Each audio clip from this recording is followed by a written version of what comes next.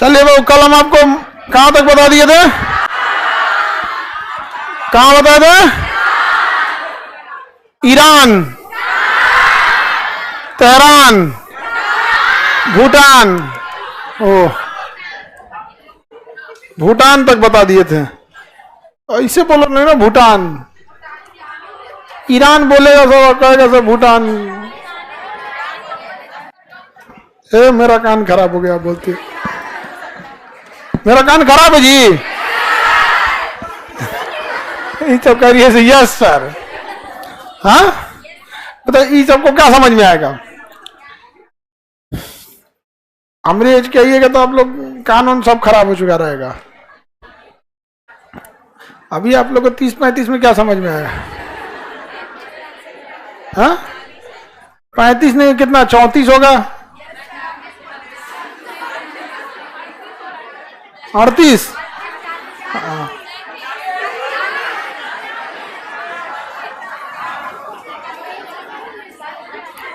चलिए अब हम लोग देखते हैं आगे। लाइव हो गए? देखिए ये आपका आज कौन जगह? पाकिस्तान। ये जगह पाकिस्तान। जब देश का विभाजन हुआ ना तो ये हुआ कि जहां मुस्लिम बहुल एरिया है वो कहां चला जाएगा? पाकिस्तान। तो ये मुस्लिम बहुल एरिया था, कहां चला गया? पाकिस्तान में। और ये भी मुस्लिम बहुल एरिया था, कहां चला गया? पाकिस्तान में।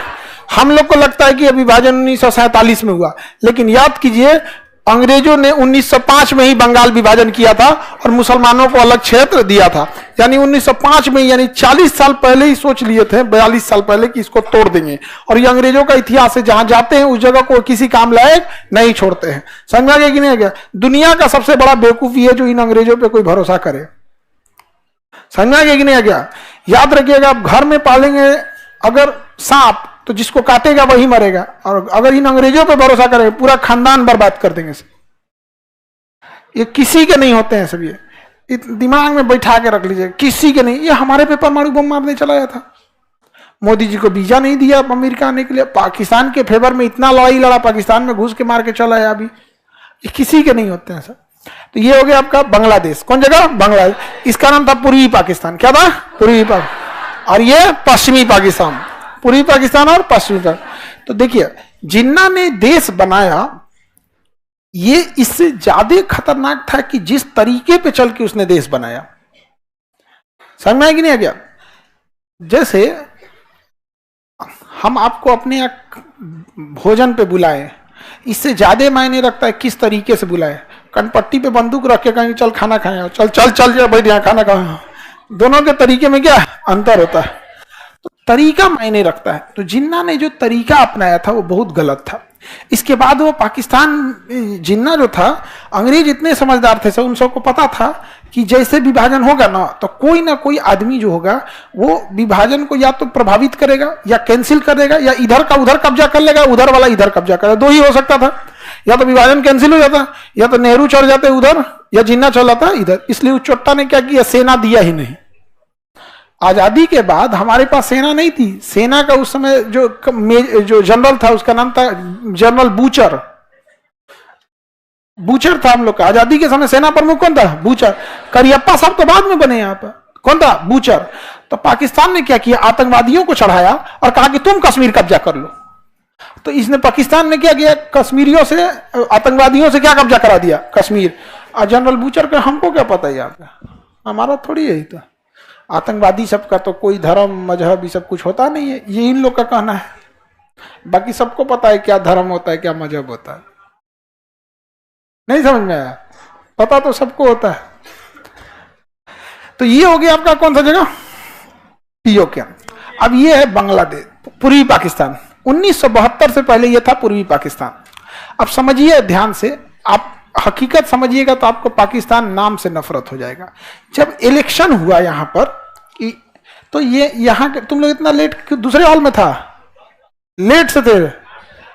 कार्ड चेक हो रहा है, कहां है कार्ड तुम लोग का? विदाउट आई कार्ड नहीं आया करो। एक तो इतना खराब लगता है उठपटांग। कोई एक रहता है कि बहुत ज्यादा फीस रहती तो विदाउट आई कार्ड या फिर करता था। 200 रुपया मैप की फीस है, उसमें भी अगर चोरी से घुसने की कोशिश करते हैं समझो, तो ये गरीबी नहीं है, ये मेंटेलिटी है। आप समझिए आज के डेट में अगर 200 रुपया फीस के लिए नहीं है तो आके बोलेगा ना। लेकिन आपको क्या लगता है कि पटना में 3-4 महीने के कोर्स के लिए 200 रुपए के लिए और चोरी से विदाउट आई कार्ड घुसेगा? तो ये गरीबी बहाना थोड़ी है। अभी मेंटेलिटी बन गई है कि भाई अब कोई नहीं देख रहा तो घुस जाओ। आगे बढ़ते हैं। ऐसे भी कभी हम लोग किसी को फीस वगैरह के लिए जितना कम कर सकते थे उतना कम किए लोग यहाँ पे।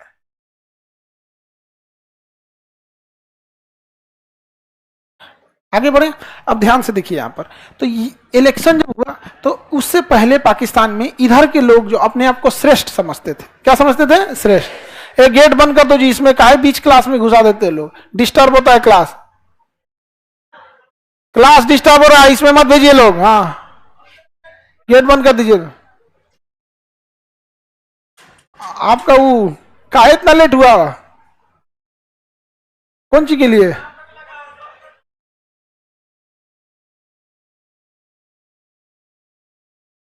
उसको किसी किसी हॉल में ले जा लो। विदाउट आई कार्ड वाले होंगे लोग ज्यादातर उधर।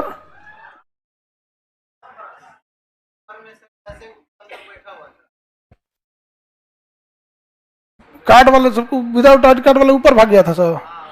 चलो आगे देखते हैं हम लोग। हम ऑनलाइन वाले ठीक है टाइम से आ जाते हैं, यहां टाइम से लगा दिया जाता है। चलिए देखिए ध्यान से। ये जगह हो गया पाकिस्तान, कौन जगह हो गया? पाकिस्तान। तो पाकिस्तान के लोग अपने आप को श्रेष्ठ समझते थे और इसको ये लोग बंगाली भाषा बोलते थे, तो इनको कहते थे ये बंगाली है, सभी सब क्या जानता है सब। तो यहाँ के लोगों को बंगाली बंगाली कह के बोलते रहता था सब। यहाँ पर नफरत कितना ज्यादा था कि ये जब यहाँ, क्योंकि उनका मेन देश तो ये था, सुप्रीम कोर्ट इधर ही रहेगा, सब कुछ इधर रहेगा। जब ये इधर से जाते थे पानी वाली जहाज से या फ्लाइट से, तो वहां उनको बड़ा भेदभाव का सामना करना पड़ता था। समझ में आया कि नहीं गया? अजीब टाइप का। जब चुनाव हुआ तो चुनाव में प्रधानमंत्री कौन बनेगा? तो इलेक्शन होगा, कोई कहीं से खड़ा हो सकता है। तो एक शेख मुजीबुर रहमान थे, वो प्रधानमंत्री का चुनाव जीत गए। और प्रधानमंत्री का चुनाव जीत गया और रहने वाले यहाँ के थे ढाका, इस साइड के। जब वो शपथ लेने गए ना यहाँ इस्लामाबाद, तो उनको जेल में डाल दिया कि तुम बंगाली प्रधानमंत्री कैसे बनेगा।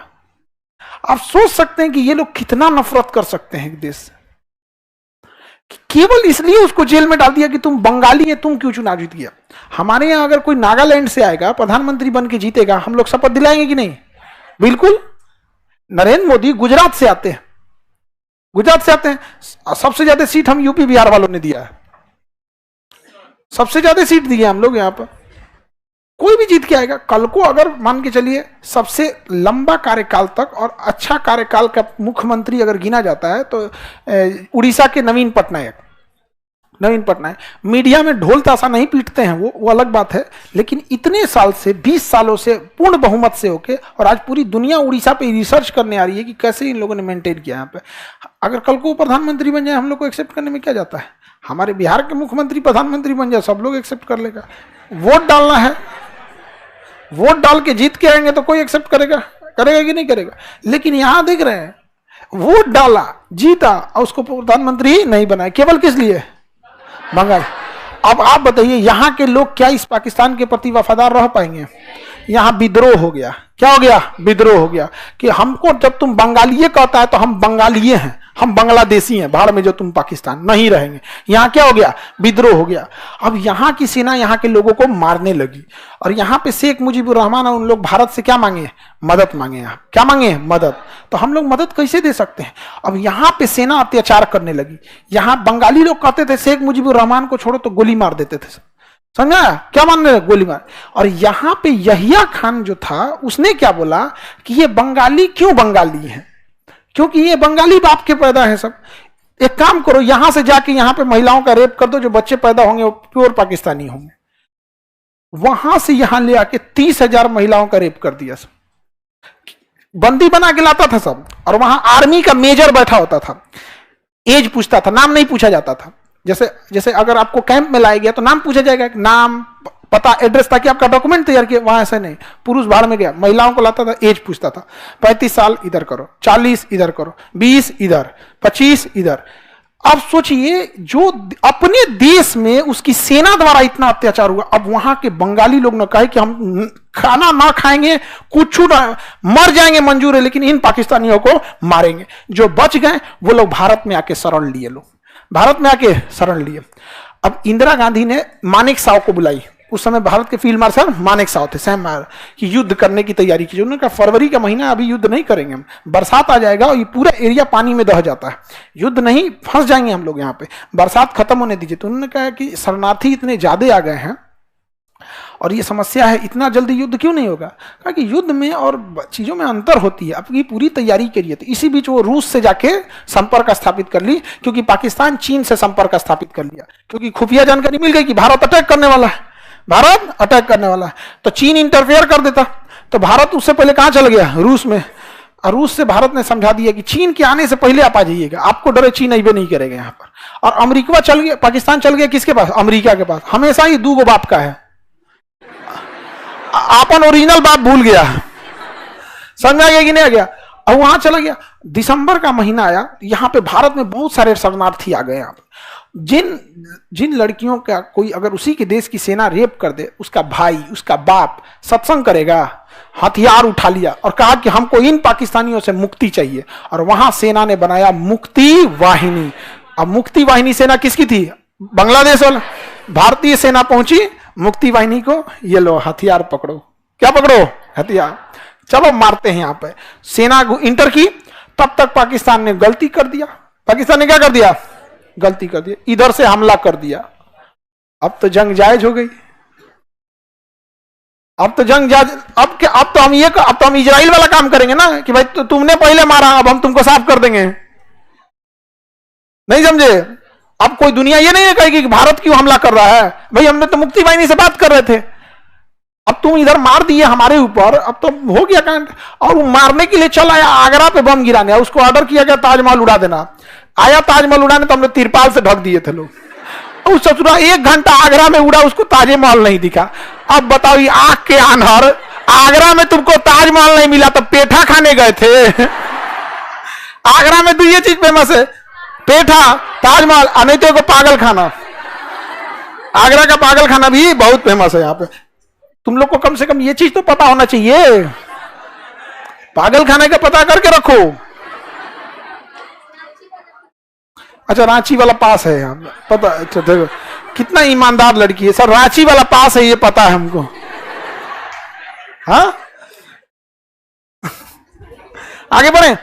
अब देखिए गलती कौन कर दिया, पाकिस्तान, हमला कर दिया। क्या कर दिया, हमला कर दिया। तो अब तो युद्ध हो गया, जायज हो गया।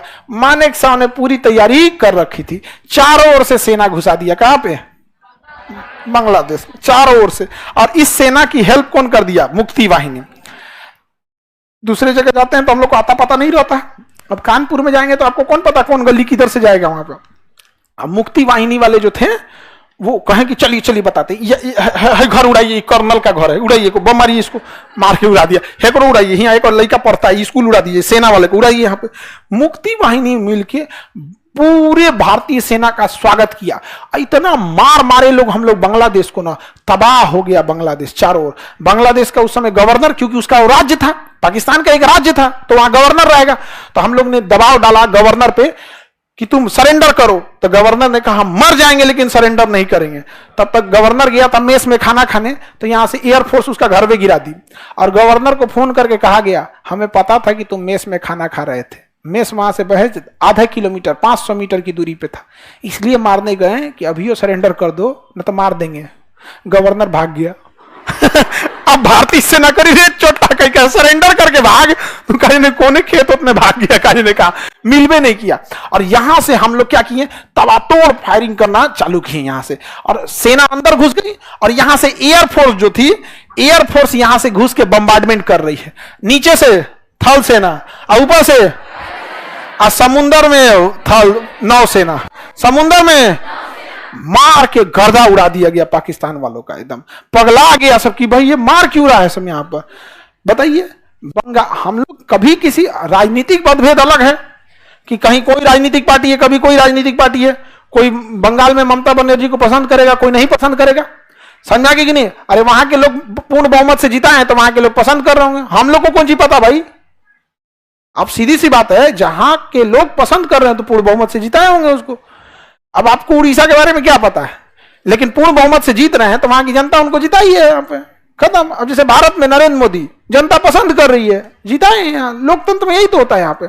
लेकिन इसका पाकिस्तान वाला पागल हो गया, कहा कि बाप रे बाप मार के तो गर्दा उड़ा दिया यहाँ पे, तुम क्या किया, गर्दा उड़ा दिया मार के। अब देखिए यहाँ पे तो पाकिस्तान वाले जो थे सब, पाकिस्तान वाले उन्होंने सोचा कि यहाँ तो हम फंस गए, अब तो हम नहीं जीत पाएंगे, अब तो नहीं जीत पाए। अब पाकिस्तान वालों ने मान लिया कि अब मान के चलो हम हार गए हैं, कोई ऐसा काम करते हैं कि वापस उस जमीन ले ले। तो पाकिस्तान वाले ने सोचा कि ये एरिया कब्जा कर लेते हैं, ये एरिया कब्जा कर लेते हैं, क्योंकि भारत का ध्यान इधर है। और जब युद्ध समझौता होगा तो कहेंगे कि तुम मेरा वापस करो, हम तुम्हारा वापस कर देते हैं। सोच रहे हैं कितना खतरनाक था। और उसने खुफिया जानकारी निकाला कि यहां जैसलमेर का जो जगह था, यहां महज 120 फौजियों की ड्यूटी थी। कितने फौजियों की? 120 फौजियों की ड्यूटी थी, और सब सिख सरदार थे लोग। सब कौन थे? सिख सरदार। और उनके कमांडर था, जो कमांडर थे मेजर चांदपुरी, मेजर कुलदीप सिंह चांदपुरी। अब यहां पाकिस्तान वाले ने इस 120 सैनिकों को मारने के लिए 6000 की फौज भेजा। कितना? 6। और उस 6000 के साथ साथ आगे से उन्होंने टैंक भेजा, लगभग 100 की संख्या में। क्या भेजा? टैंक। ये टैंक अकेले के इसको कोई मार ही नहीं सकता है, टैंक को, बहुत मजबूत होता है टैंक यहाँ पे। और 6000 की फौज भेज दिया और टैंक भेज दिया, और कहा कि इसको मार के और रातों रात जोधपुर पहुंच जाओ। अब भारत की एयरफोर्स इतनी कमजोर थी उस समय कि रात में उड़ नहीं सकती थी, रात में उड़ नहीं सकती थी। सोचिए, इतनी कमजोर एयरफोर्स थी, इसलिए हमला कब किया? सब रात में, रात में हमला किया सब। 120 फौजियों के ऊपर 6000 फौजी और पूरी टैंक रेजिमेंट लेके आ गया सब। सोचिए क्या इन चोटों को लगता है यहाँ पे। और तब दिल्ली से आदेश गया मेजर कुलदीप सिंह चांदपुरी को कि आप वापस हट जाइए, आप नहीं लड़ पाएंगे क्योंकि 6000 फौज है, आप हट जाइए। इसके बावजूद आप लड़ना चाहे तो आप अपने ऊपर। तो उन्होंने क्या कहा? 1.25 लाख नू एक लड़ावा तो गोविंद सिंह नाम रखा। गुरु गोविंद, हम लोग सौभाग्यशाली हैं, गुरु गोविंद सिंह का जन्म स्थल पटना है, पटना साहिब। यहाँ पे कंगन घाट है ना, कंगन घाट से उतर के जाएंगे तो सूरत पटना साहिब आ जाएंगे यहाँ पे। तो उन्होंने बोला भी था जब उनके यहाँ अपने अनुयायियों से कि चिड़िया नू में बाज लड़ावा, चिड़िया से हम बाज लड़ा, गीदड़ नू में शेर बनावा, और 1.25 लाख नू एक लड़ावा तब गोविंद सिंह नाम रखावा। मतलब अगर देखिए, एक व्यक्ति 1.25 लाख के बराबर तो नहीं हो सकता, लेकिन कहने का मतलब था अगर सामने 1.25 लाख की फौज खड़ी हो और कोई डट के खड़ा हो, तब समझिएगा कि वो गोविंद सिंह का शिष्य है। मतलब 1.25 लाख की फौज से भी पीछे ना हटे आप। तो भावनाओं को समझ रहे हैं? 1.25 लाख की भीड़ देख के लोग भाग जाएंगे यहाँ पे। हम अपन बैच छोड़ दे तो लोग भाग जाएंगे यहां से। बैचवा छोड़ दे, कहते हैं दौड़ा दे तो बाबू तुम लोग छोड़ेगा कुछ? हाँ क्या? ऑटो वाले भी बोलते हैं इन बमनी के यहाँ ऑटो वाले जो होते हैं लोग, इनका कहना है, मतलब अब ऑटो वाले जब इधर से जाते हैं लोग ना, तो जब छुट्टी होता है तो रुक जाते हैं ऑटो वाले कि रुक जाओ, खान सर का छुट्टी हुआ है। हम लोग अभी जब छुट्टी देते हैं ना, जैसे जैसे होली की छुट्टी होगी, तो होटल जितने होते हैं उनको हम लोग बता देते हैं कि हम लोग होली की छुट्टी देने वाले हैं। तो पूछते सर खोलेंगे कब? तो बता देते इस दिन को खोलेंगे, क्योंकि सुबह शाम तक 35-40 हजार बच्चे आते हैं, वो उस हिसाब से खाना बना लेंगे, खाना बर्बाद होगा, अच्छी बात नहीं है। आप लोग से इस एरिया की इकोनॉमी चलती है, समझ में आएगी नहीं? आ गया यहाँ पे बहुत सारे विद्यार्थी कहता है कि सर लॉज भी है। तो देखिए, लॉज महंगा नहीं है, उस जरूरत के हिसाब से आपका है, एवरेज है। ऐसा नहीं है कि आपका लॉज में 10,000 रुपया ले लिया जा रहा है। यहाँ लॉज 1700-1800 के बेड के हिसाब से चालू हो जाता है, 2000-3000 तक जाता है। एक बेड की बात कर रहे हैं, रूम की नहीं, क्योंकि आपको तो सिंगल चाहिए। वो कितने से चालू हो जाता है? 1700-1800 से चालू हो जाता है, 2000-3000 तक जाता है, सिंगल बेड की बात कर रहे हैं। जिस दिन ये भी बहुत महंगा हो जाएगा ना, मान के चलिए कोई एक बेड का 5000 लेने लगेगा ना, उस दिन आप हमसे कहिएगा। समझ आ गया कि नहीं आ गया? जिस दिन सारे रास्ते बंद हो जाएं उस दिन कहिएगा। जैसे यूपीएससी में क्या हुआ था, यही ना हुआ था 2 लाख। अभी नीट में क्या हुआ है, हो गया। आप अभी देखिएगा पटना में जितने नीट की कोचिंग हुई सब 40% डिस्काउंट देंगे, सब का सब। जो कभी आपको ऐसे पलट के भाव नहीं देते थे, अब सब 40% 50% डिस्काउंट देंगे लोग। और वो डिस्काउंट परमानेंट ना कर दिए ना हम, तो आप कहिएगा परमानेंट कर देंगे यहाँ पे कि आप पैसे इसे बेरोजगारों से कमा लीजिएगा जी। कोई खेत गिरवी रख के आया है, कोई कर्जा लेके आया है, कोई सूद पे पैसा लेके आया है, और जब उसका 1-2 नंबर से नहीं होता है तो उसके घर वाले दोबारा पैसे नहीं ले सकते हैं, दोबारा सूद का कर्जा इतना हो जाता है कि बेचारा वो देखता है कि हम दोबारा कर लेंगे तो पक्का हम टॉपर्स में आ सकते हैं या हमारा अच्छा रैंक आ सकता है, लेकिन उसमें हिम्मत ही नहीं होती दोबारा करने की, सुसाइड करता है। अब सुसाइड करेगा। अभी कोटा में कुछ दिन पहले लड़की सुसाइड कर ली। सुसाइड नहीं करना चाहिए किसी को। इतना शरीर में इतना महंगा महंगा सामान लेके मार डालता है सब, किडनी है, लीवर है, यहाँ पे सुसाइड करना है तो आओ मेरे पास, हम तो निकाल के रख लेते। भाई जाइए रहा तो दे दे हमरा, नहीं समझे, लाला यहाँ पे दे दे। यहाँ पे कौन चले हैं सब 6000 से। अब इन लोगों को यहां से हटने का आदेश दे दिया गया। कहां से, ये जैसलमेर का जगह है लोंगे वाला, वहां से हटने का आदेश दे दिया। इन्होंने क्या किया कि इनके पास माइंस थे जो इसको उड़ा सकते थे। जमीन के नीचे टिफिन जैसा होता है, गाड़ दीजिएगा, उस पर अगर टैंक चढ़ेगा तो ब्लास्ट कर जाएगा। लेकिन माइंस भी इनके पास 4-5 गो था, ज्यादा माइंस नहीं था। तो इन लोगों ने क्या किया, यहां पे माइंस बिछा दिया, आगे माइंस बिछा दिया और उसके पीछे खाना खाने वाला टिफिन छुपा दिया उसके नीचे। पाकिस्तानी टैंक चढ़ा, धाम से उड़ गया, 3-4 गुड़ा, डर गया सब। इन हिंदुस्तानियों ने, हाँ नहीं समझ में आ गया। अच्छा, लड़ाई लड़ रहे हो तुम जमीन के लिए, धर्म को क्यों बीच में लाते हो? कहते काफिरों के लिए। अच्छा भाई, धर्म की लड़ाई लड़ रहे हो जमीन की, धर्म को क्यों बीच में ले आते हो? नहीं समझ आया यहाँ पे भारत में। अच्छा, पाकिस्तानियों को क्यों कहता है? उनको ये लगता है ना कि भारत में हम धर्म करेंगे तो भारत का मुसलमान पाकिस्तानियों का साथ दे देगा। अरे बैल कहीं का, इनका कोई साथ देगा जी? यहाँ पे कारगिल की लड़ाई में दौरा मारा था, इनका भूत उतार दिया था ना यहाँ पे गाजीपुर जिला के वीर अब्दुल हमीद, मार के पूरा टैंके उतार दिया। धर्म क्यों बीच में लाते हैं? नहीं लाना चाहिए यहाँ पे धर्म। जमीन की लड़ाई है, आपके अंदर क्षमता आप लड़के ले लो, हमारे अंदर क्षमता। हम ये बोलते हैं ना हमारी सेना एक दिन पीओके वापस लाएगी, बोलते हैं कि नहीं? कि कहते हैं कि भगवान एक दिन हम लोग को दे देगा। वो तो हर बात में फरिश्ते लेके चल आता है। लगता है कि ओला वाला एप्लीकेशन डाउनलोड किया, गाड़ी दे रहे हैं, वो फरिश्ता भेज दियो। यहाँ पे फरिश्ता आएंगे इन लोग के लिए। यहाँ पे हर बात पे खुदा इनकी मदद करने आएगा। इतना बेवकूफ है लोग, ऊपर वाला नहीं देख रहा है तुम्हारा कर्म कैसा है। बेशक भगवान खुदा सबके साथ होता है, लेकिन उस लायक कर्म भी होना चाहिए, समझे कि नहीं? आप खुदा को बुला रहे हो यार, अपने घर में मुख्यमंत्री को बुला के दिखाओ तो हम जान जाए। पावर समझ में, प्रधानमंत्री को तुम बुला के दिखाओ ना अपने घर में, वो भावना देंगे। यहाँ पे खुदा को बुला रहा है, उस बिल्कुल आएंगे। उस लायक आपका क्या होना चाहिए? कर्म होना चाहिए। आप भी उस लायक बनिए, आपके यहां भी आ सकते हैं कि नहीं? यहाँ पे मार के बम से उड़ा दिया लोग, पाकिस्तानी डर गया सब कि इन लोगों ने क्या लगा रखा, बारूद। इंजीनियरों को बुलाओ, वो छोटा बैकअप में इंजीनियर बुलाया सब। कहां से? कि जितना माइन से निकालो। वो रात भर टिफिन निकाल रहा था, टिफिन निकाल रहा है। सोचिए कितना डरपोक था सब।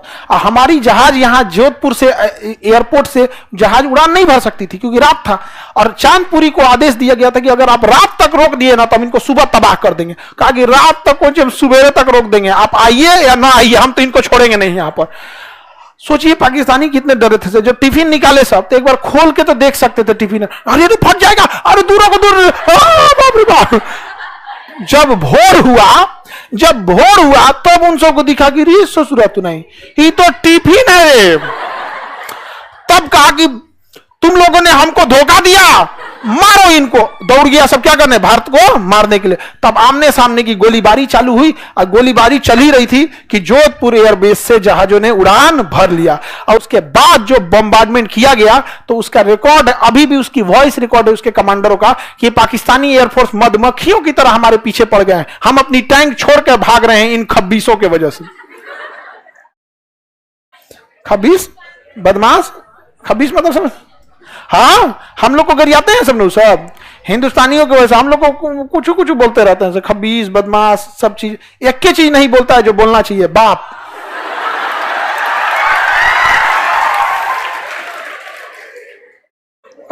अगर आप बताइए एक बार कह देता है बाबूजी माफ कर दीजिए, नहीं माफ कर देते लोग, आराम से कंधा पे आप रखे आप बेटा माफ किए चला, नहीं समझा, यहां उड़ा दिए। पाकिस्तान का इधर का सपना टूट गया।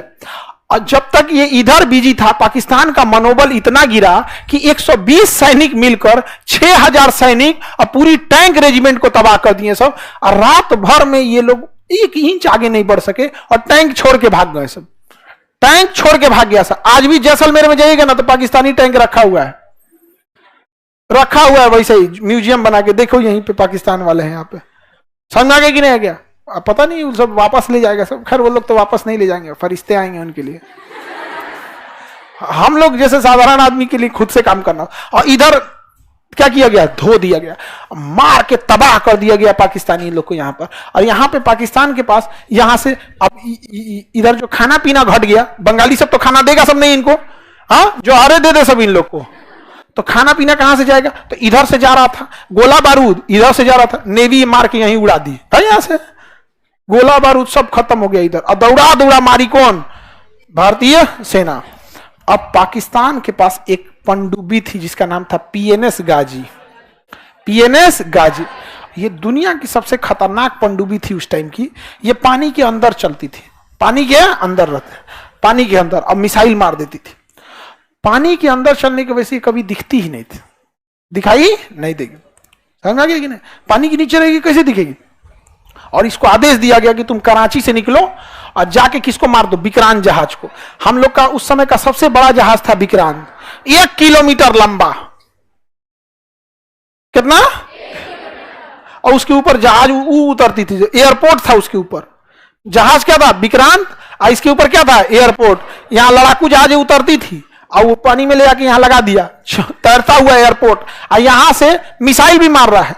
और जैसे यहां से एयरफोर्स बम गिराई, वापस फ्यूल भरने, हथियार भरने गई, तो यहां से उड़ा ई बम गिराया, धड़ धड़ धड़। जब इसका फ्यूल खत्म हुआ, हथियार खत्म हुआ, तो ई कहां आएगा? अपने जहाज पे। तब तक ये फ्यूल भर के रेडी हो गई। बांग्लादेशी को यार टाइम तो दिया करो यार, भागने का भी टाइम नहीं देता। तो पाकिस्तानियों ने कहा कि अगर हम विक्रांत मार के गिरा दिए ना, अगर डुबा दिए, तो पाकिस्तान इंडियन नौसेना का पूरा मनोबल गिर जाएगा। और यह हकीकत है, अगर विक्रांत गिर गया तो सब कुछ खत्म, क्योंकि सबसे शक्तिशाली जंगी बेड़ा वही था। और विक्रांत को अगर कोई मार सकता था तो पीएनएस गाजी मार सकता था। और चल दिया पीएनएस गाजी। जब चला था तभी दिखा था, यहां से पानी में अंदर घुस गया, पता नहीं चला कहां है कहां नहीं है यहाँ पे। अब क्या किया जाए? तो पीएनएस गाजी को अंडमान निकोबार में छुपा दिया गया। उसको साइलेंटली कहां भेज दिया गया? अंडमान निकोबार। विक्रांत को, गाजी को नहीं, विक्रांत को छुपा दिया गया। लेकिन यहां दिमाग लगाया नौसेना ने। उसने विशाखापट्टनम बंदरगाह पर क्या किया? हल्ला फैला दिया कि विक्रांत आ रहा है। कौन आ रहा है? विक्रांत। जबकि विक्रांत कहां था? हल्ला कर दिया गया विक्रांत कहां आ रहा है? विशाखापट्टनम। क्यों आ रहा है? तो फ्यूल भरेगा, खाना पीना भरेगा। अब विक्रांत में 5000 सैनिक तैनात थे, तो 5000 के आदमी डेली 3 टाइम खाना खाएगा, यानी एक दिन में 15000 आदमी खाना खाएगा। और अगर वो 1 महीना का खाना एक बार में भरता है, तो एक दिन में अगर 15000 का खाना, तो 1.5 लाख लोगों का खाना रखेगा। समझ रहे हैं? 1.5 लाख कौन चीज?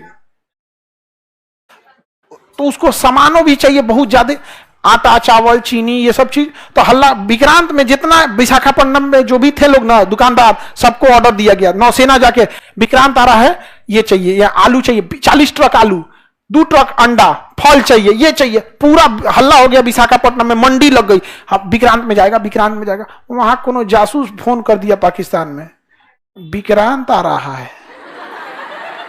कौन आ रहा है? विक्रांत। अच्छा, पीएनएस गाजी को मारने की क्षमता अगर किसी में थी तो आईएनएस राजपूत में थी। एक जहाज थी जिसका नाम था आईएनएस राजपूत, और आईएनएस जहाज राजपूत खराब हो गया था, उसकी इंजन में कुछ गड़बड़ी आ गई थी, और उसके बनने के लिए उसे रखा गया था कहां पर? विशाखापट्टनम। तो सोचिए, आईएनएस राजपूत तो जा नहीं सकता था, कहां रखा हुआ था? विशाखा। अब बुला लिया गया पीएनएस गाजी को, कहां? विशाखा। कोई जासूस फोन कर दिया पाकिस्तान में, और पाकिस्तान वाला फोन कर दिया पनडुब्बी को कि जाओ तुम विशाखापट्टनम जाओ, जाओ वहीं विक्रांत है, मार के गिरा देना। और जब वहां गया ना तो वहां कौन खड़ा था? आईएनएस राजपूत। मारा आईएनएस राजपूत, उधिया गया पीएनएस गाजी। पीएनएस गाजी डूब गया। अमेरिका इतना गरियाया पाकिस्तान को कि तो हमारा इज्जत तो उतार दिया रे चोटा कहीं का। ये पनडुब्बी कैसे हरवा दिया वहां ले, पता नहीं कैसे मार दिया। विक्रांत मिलवे नहीं किया यहाँ पे। अब यहां से निकला विक्रांत, अब फुल फ्लेजेड धोया और यहाँ एयरफोर्स वगैरह धो दी यहाँ पर। अब पाकिस्तान किसको बोला? अमेरिका को कि हमरा जान प्राण बचा लीजिए। बहुत इज्जत का सवाल है। अगर ये बच गया ना, ये जगह हम आपको सैन्य अड्डा के लिए दे देंगे। आप यहां से चाइना को कंट्रोल कीजिएगा, भारत को कंट्रोल कीजिएगा यहां पर। तो वहां से कौन चल दिया? अमेरिका। कहा कि बेशक हम आएंगे तुम्हें बचाने के लिए। तो यहां से कौन चल दिया? अमेरिका। ये है कौन? पाकिस्तान। और ये यहां लड़ाई चल रही है बांग्लादेश में, और यहां हम लोग का कौन खड़ा है? विक्रांत। अब यहां से अमेरिका भेज दिया सबसे बड़ा जंगी जहाज, और उसके साथ कई जहाजों की पूरी बैटल ग्रुप चल रही थी। पनडुब्बी जो थी नीचे, उसका पनडुब्बी लेके आया, विमान वाहक पोत लेके आया, मिसाइल मारने वाला आया, कई जहाजों का पूरा ग्रुप लेके कौन चल दिया? अमेरिका। पूरा ग्रुप में आया, एगो दूगो नहीं, पूरा ग्रुप में। एगो जहाज थी जिसमें खाली खाना पीना भरा हुआ था, एगो में जिसमें फ्यूल भरा हुआ था, एक में केवल हॉस्पिटल था, चलता फिरता हॉस्पिटल था, एगो पनडुब्बी थी, एक मिसाइल मारने वाला, बम मारने वाला, सारा चीज लेके चल दिया बैटल ग्रुप। इसका नाम था सातवां बेड़ा। क्या नाम था? इस सातवां बेड़ा के साथ कोई नहीं चल सकता था। और इसमें अमेरिका लेके आया था परमाणु बम। सोचिए, भारत को मारने के लिए परमाणु बम लेके चला आया कौन? तबाही क्या होगा? इंदिरा गांधी के ऊपर कितना प्रेशर रहा होगा। यहां तो लड़ाई चल ही रही है बांग्लादेश में। तब इंदिरा गांधी ने रूस को बोला। किसे बोला? कि हमरा बचा लीजिए। वो चल दिया है कितना लेके? सातवां बेड़ा ले। तो रूस कहा कि यहां तो आपको कोई जरूरत नहीं ना है। कहना इसको तो हम धो दिए हैं, खत्म कर दिए, धो धा के बराबर ही। तो यहां से इसने भी अपने बैटल ग्रुप को भेज दिया यहां पे। इसके में भी पूरा परमाणु बम पनडुब्बी तैनात थी। इसका नाम था 40वां बेड़ा। रूस क्या भेज दिया? 40वां बेड़ा। अमेरिका भेजा 7वां बेड़ा। अमेरिका को आने में टाइम लगा, जब तक रूस यहां आके पहुंच गया। अब पूरी जहाजों को यहीं लगा दिया चारों ओर से, 40वां बेड़ा चारों, और ऑटोमेटिक मिसाइल तैनात कर दिया कि अगर तुम 400 किलोमीटर से कम दूरी मेंटेन रखोगे तो ठीक है, 400 किलोमीटर पास आ गए ना तो मार देंगे ऑटोमेटिक। और जितनी पनडुब्बी लेके आया था ना ये रूस, सारी पनडुब्बियों को ऊपर कर दिया, रेडी टू फायर मूड में। तो अमेरिका के साथ ना ब्रिटेन भी आया था। ये दोनों साथे चलता है सर। तो ब्रिटेन वाला ना अपने प्रधानमंत्री को फोन किया, वी आर टू लेट। ई वाला टू, TOO, बहुत लेट हो गया। हाँ, हुजूर आते आते बहुत देर कर दी। वो गाना है ना, हाँ, बेचारा पाकिस्तान गाना गा रहा है, हुजूर आते आते बहुत देर कर दी। ब्रिटेन का रहा है बहुत देर हो गया, अब हमारे बस का नहीं है। 40वां बेड़ा आ चुका है। तो अमेरिका धमकी दे रहा है कि हमारे पास परमाणु बम है, हमारे पास परमाणु बम है, लगभग 100 की संख्या में परमाणु बम लेके चल रहे हैं। तो रूस ने कहा कि हमारे पास भी परमाणु बम है।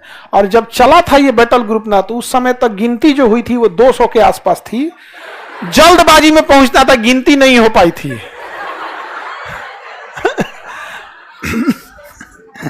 अब यहां आ गया कौन? 7वां बेड़ा। कौन आ गया? 7वां। और यहीं से कह रहा है, भारत तुम लड़ाई रोक दो, भारत तुम लड़ाई रोक दो। और यहां विक्रांत मार के धज्जी उड़ा दिया इन लोग का यहां पे विक्रांत। और यहां पर पाकिस्तान के 93,000 सैनिकों ने सरेंडर कर दिया। 93,000 पाकिस्तानी ने सरेंडर किया। हम नहीं लड़ पाएंगे। जब सेना सरेंडर करती है ना, तो अपना स्टार हटा देती है, टोपी उतार देगी, बेल्ट हटा देगी, और हथियार को जमीन पे रखेगी। हथियार को जमीन पे रखे, यह सरेंडर का होता है। 93,000 फौजियों ने सरेंडर किया था। बाप बाप होता है। याद कीजिए, उसी लड़ाई में यहां हमारे 120 सैनिकों ने सरेंडर नहीं किया। ये चोट्टा 93,000 सरेंडर किया। Guinness book of world record में है। पूरी दुनिया में सबसे बड़ा सरेंडर जो किया किसने किया? पाकिस्तान ने सरेंडर किया, पूरी दुनिया में सबसे ज्यादा। और यहां रूस किसको संभाल लिया? अमेरिका को संभाल लिया। अब 93,000 सैनिकों ने सरेंडर किया और भारत ने कहा कि आप एक्सेप्ट कीजिए कि बांग्लादेश आपका नहीं है। तो कहा कि हम एक्सेप्ट करते हैं कि बांग्लादेश आज से स्वतंत्र हो। कहा कि शेख मुजीबुर रहमान को छोड़िए। तो भारत शेख मुजीबुर रहमान को लेके आया और शेख मुजीबुर रहमान को बांग्लादेश का क्या बनाया गया, प्रधानमंत्री। लेकिन पाकिस्तान ने कनाडा से कुछ लोगों को हायर किया और शेख मुजीबुर रहमान को मरवा दिया, उनकी बेटी को भी मरवा दिया। उनकी एक बेटी इंग्लैंड में पढ़ती थी, शेख हसीना, जो अभी बांग्लादेश की क्या है, प्रधान। समझा गया। इसलिए जस्टिन ट्रूडो जब आए थे ना, अब भारत पे आरोप लगा रहे थे, तो शेख हसीना ने भी बांग्लादेश को बोला था और कनाडा को कि चट्टा कहीं क्या बोलता है, हमारे पिता के असिस्नेशन में कनाडा का हाथ था। समझा गया कि नहीं आ गया। यहाँ पे तो उधर निर्माण किसका हुआ, पाकिस्तान। लेकिन अमेरिका इतना दबाव बनाया भारत पर, और रूस ने भी दबाव बनाया कि भाई हमारा 40वां बेड़ा जल्दी खाली करो, हमरा औरों जगह लड़ाई लड़ने जाना है, समेटो यहाँ पे। तब तक मानेकशॉ इंदिरा गांधी से कह रहे थे कि इधरों का कब्जा कर ही लेते हैं, इधर भी कब्जा कर ही लेते हैं। लेकिन पॉलिटिकल प्रेशर इंदिरा गांधी पे ज्यादा था, क्योंकि अगर रूस अपना 40वां बेड़ा हटा लेता तो फिर अमेरिका चढ़ जाता। तो फिर वही हुआ कि हम इन 93,000 को लौटा देंगे। और शिमला सम्मेलन हुआ कि भारत और पाकिस्तान किसी भी विवाद को आपस में बैठ के सुलझाएगा, ना यूएनओ में जाएगा ना अमेरिका में जाएगा, शिमला समझौता में। इसीलिए जब भी पाकिस्तान यूएनओ में जाता है कि कश्मीर में जन्नत संग्रह करा दीजिए, कश्मीर के लोगों से पूछ दीजिए, तो भारत कहता है कि सब पहले साइड कीजिए। ये देखिए, ये चुट्टा 1972 में साइन किया है शिमला समझौता कि हम दोनों आपस में बैठ के बात करेंगे। कहिए कि चले दिल्ली बिरयानी खिलाएंगे, इसको बैठ के बात करते हैं। आपस में बैठ के जब बात किया जाएगा तो हर समय जब भी बाप और बेटा बैठ के बात किया है तो सुना किसका जाएगा, बाप का। समझा गया कि नहीं आ गया यहाँ पे। तो पाकिस्तान का हाल हो गया, बांग्लादेश क्या हो गया, स्वतंत्र हो गया। ये बताइए, बांग्लादेश को स्वतंत्र करने के लिए सबसे बड़ा बुनियाद तो पाकिस्तान ने डाला था। इस तरह से भेदभाव होता है जी। मतलब तुम्हारे देश के लोग थोड़े से अलग दिखने में हो गए, भाषा अलग हो गई तो तुम उसको। अब आप सोचिए, ये पाकिस्तानी जब अपने देश के आवाम के नहीं हुए तो हमारे होंगे। हाँ, कुछ आदर्शवादी लोगों का कहना है कि पाकिस्तान से मतलब पाकिस्तान को ऐसे नहीं बोलना चाहिए, ये नहीं करना चाहिए। अजब हाल है, आप पाकिस्तान को अच्छे से नहीं जानते हैं। इसका कोई उपाय नहीं है यहाँ पर। इन गधों को, इनको, खैर ये लोग तो अलग दुनिया के लोग हैं, फरिश्ते आएंगे इनको बचाने के लिए। 93,000 के लिए नहीं आया, शायद लेट हो गया था। समझ आ गया कि नहीं आ गया। तो बांग्लादेश का निर्माण कब हुआ, 1972 में। लड़ाई हुई, लड़ाई मान्यता मिला 72 में। कितने सरेंडर हुए, 93,000। हम एक हिस्ट्री की बुक पढ़ रहे थे पाकिस्तान की, जैसे वहां के जो बच्चों की होती है। अब तो ऑनलाइन आप कहीं की बुक पर मंगा के पढ़ सकते हैं। तो हम पाकिस्तान के बच्चों की किताब पढ़े, हम मैट्रिक की बुक ले, उसमें कहीं 71 की जंग की चर्चा नहीं है। तो हम ऑनलाइन ऑर्डर, मतलब देख ऑनलाइन ऑर्डर करेंगे, आएगा नहीं तो एक ऑनलाइन पढ़ने की भी व्यवस्था होती है। ई बुक क्लास 6 से लेकर 12 तक, जैसे हम लोग एनसीईआरटी पढ़ते हैं ना, उसके क्लास 6 से 12 तक में बांग्लादेश की लड़ाई की चर्चा ही नहीं है। बस चर्चा है, और ये 93,000 सैनिकों के सरेंडर की चर्चा नहीं है। समझा गया। ऐसे रखा गया, बांग्लादेशी रहना नहीं चाहते थे, वो पाकिस्तानियों को अलग भावनाओं से देखते थे। इसलिए भारतीय पाकिस्तानी सेना उन्हें उनके हाल पे छोड़कर और चली आई। उनकी बाप रे बाप। अब शिक्षा में ऐसे मिलेगा तो क्या होगा, समझ आ गए। एजुकेशन बहुत बड़ी चीज होती है, खैर उनको चाहिए ही नहीं एजुकेशन। अब आगे का